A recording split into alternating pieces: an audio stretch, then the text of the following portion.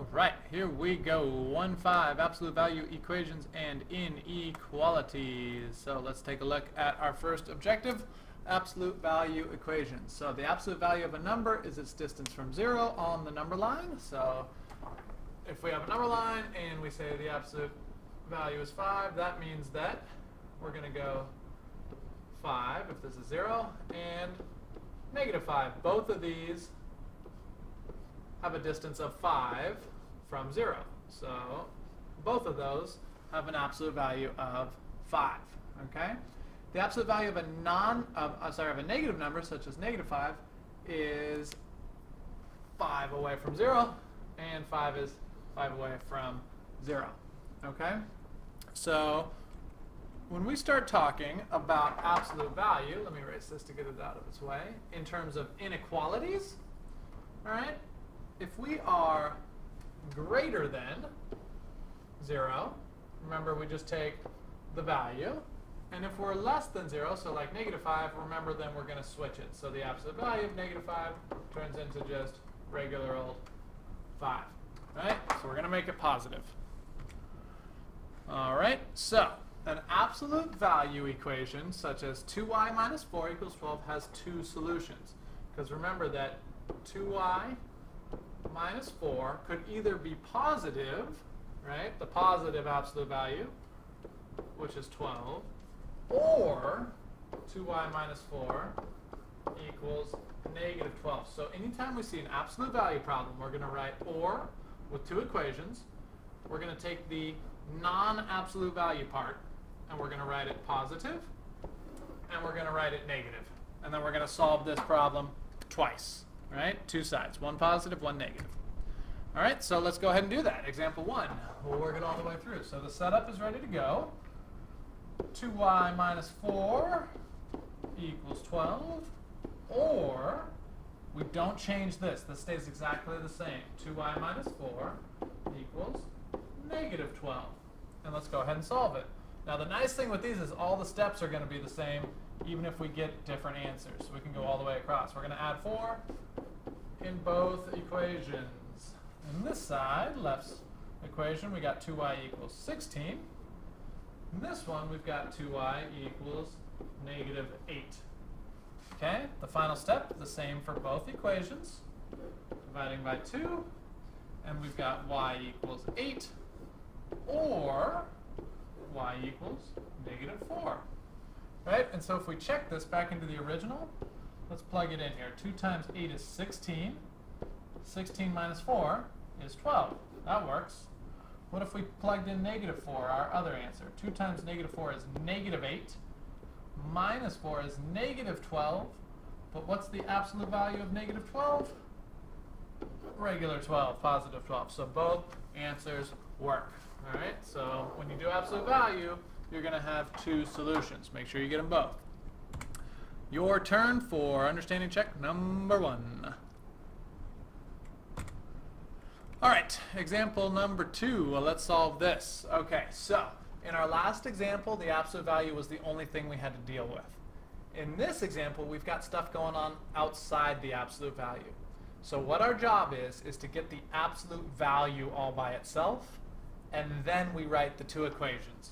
All right, so here's our steps. We're going to solve it just like we normally would, trying to get the absolute value all by itself. Isolate the absolute value. First step, we add the 5. So 3, absolute value 4w minus 1 equals 15. Divide by the 3. Absolute value of 4w minus 1 equals 5. And now we've got the absolute value isolated. The only thing on the left side over here is absolute value.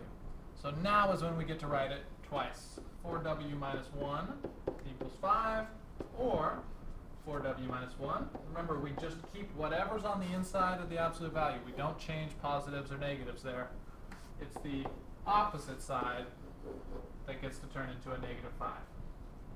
And we're just going to solve it like normal. Let's add 1 all the way across.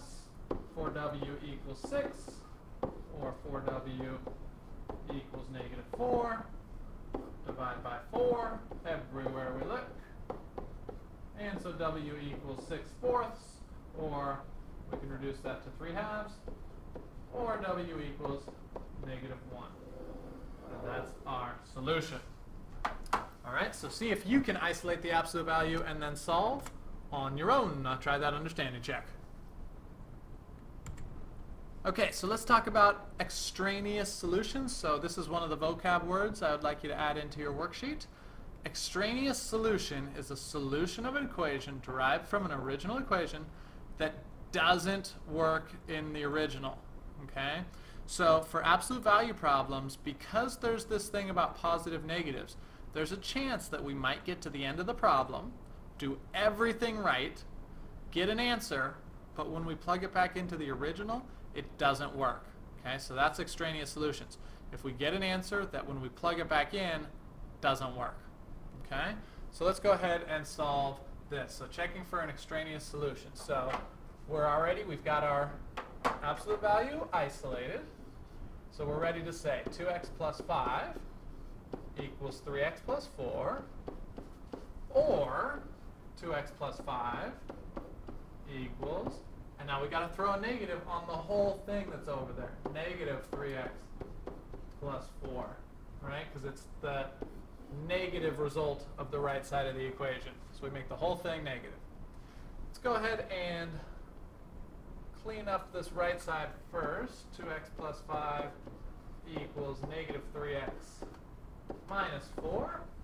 And now we can go about solving this. Let's try to get this one first. So we'll subtract 2x and get 5 equals x plus 4. Bring the 4 over, and 1 is going to equal x. Okay? And let's check the other equation. We're going to add the 3x here. And we'll get 5x plus 5 equals negative 4. And we'll subtract the 5 and get 5x equals negative 9. So x equals negative 9/5. Okay? So on these ones, we need to check back into the original absolute value. Let's check and see what we get here. Absolute value of 2 times 1 plus 5. Does that equal 3 times 1 plus 4? 2 times 1 is 2, plus 5 is 7. The absolute value of 7 is just 7. 3 times 1 is 3, plus 4 is 7. Okay, this works. Let's check negative 9/5. Absolute value of 2 times negative 9/5 plus 5. Just with space, let's clean this up and then we'll do the other side. So this is 2 times 9 is negative 18/5.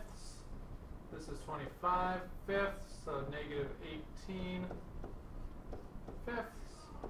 plus 25/5 is 7/5. Okay, and we need to check the other side. Let me erase this, give a little room. Okay, the other side here, 3x plus 4, 3, negative 9/5 plus 4.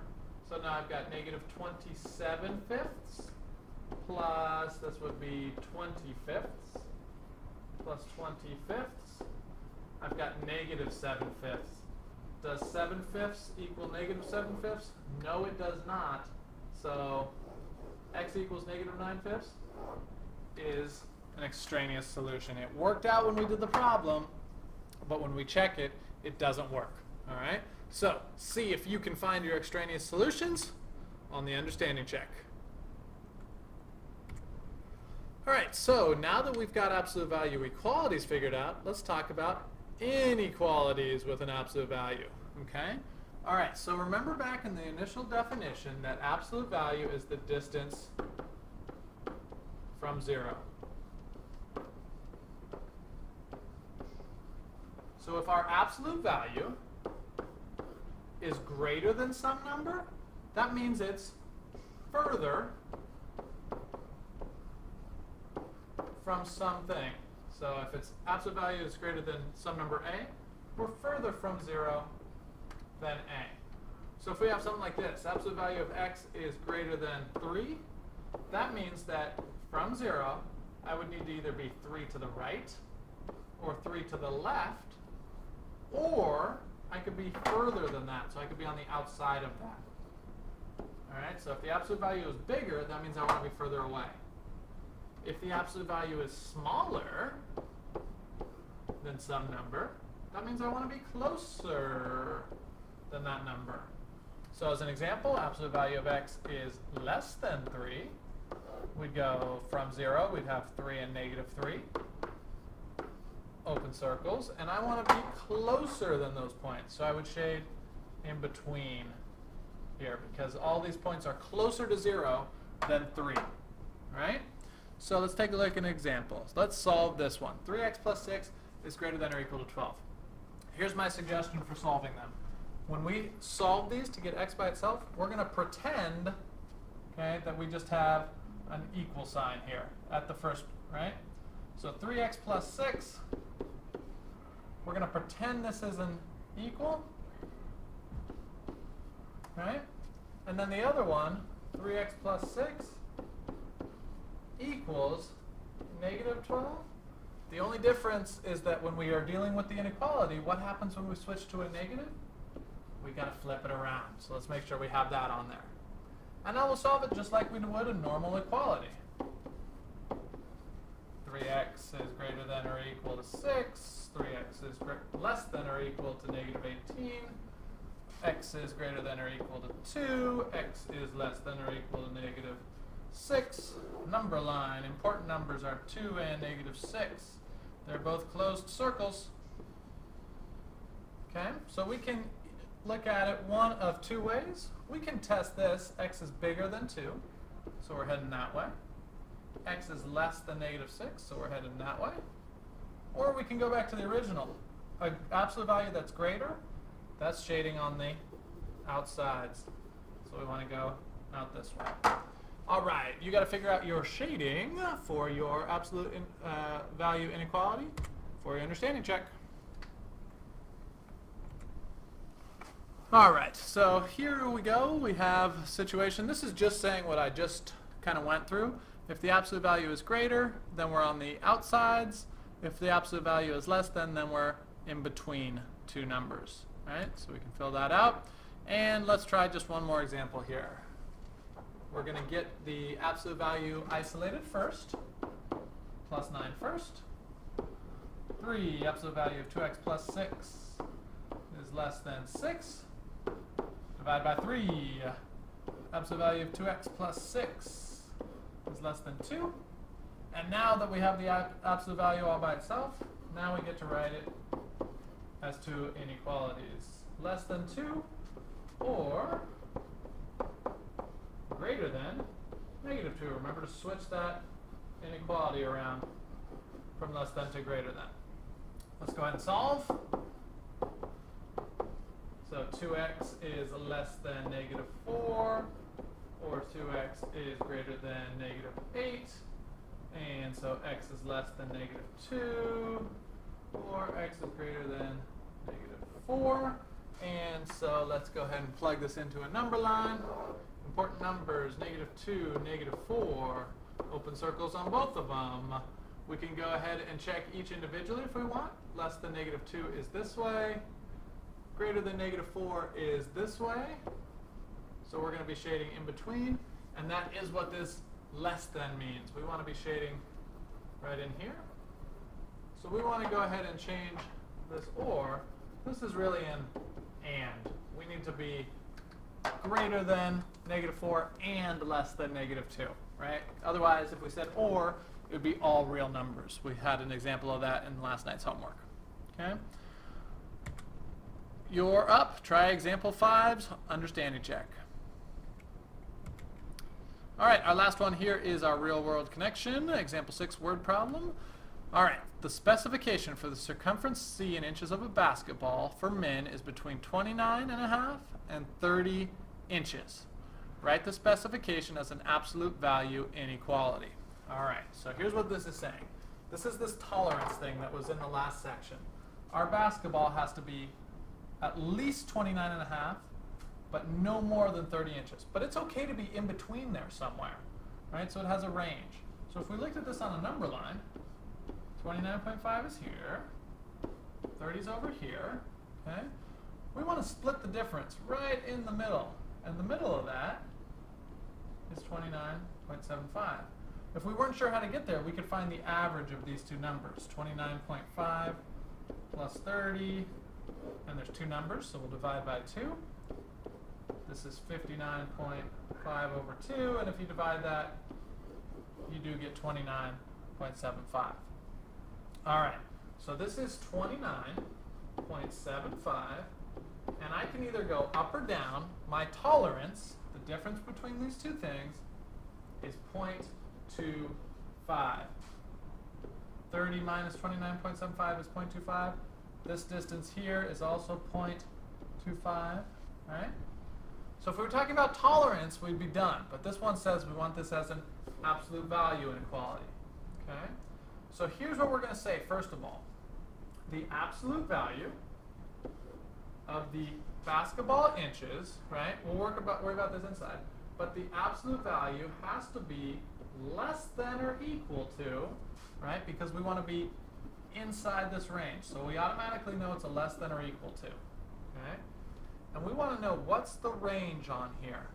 The range is going to be 0.25. We want our distance from the middle to be less than 0.25, okay? And the way we set this up is we say, okay, whatever the size of our basketball is, and I believe they told us C. Yeah, C. So C, the distance, that's subtraction. C minus that middle number. Okay? The distance from the middle has to be less than 0.25. That's what this sentence is saying. The distance from C to 29.75 has to be less than or equal to 0.25. All right? So that's how you would write this thing out. This is a tricky one. If you're not sure on this one, we can go over it in class. But do your best. Give it a good shot on example 6, understanding check.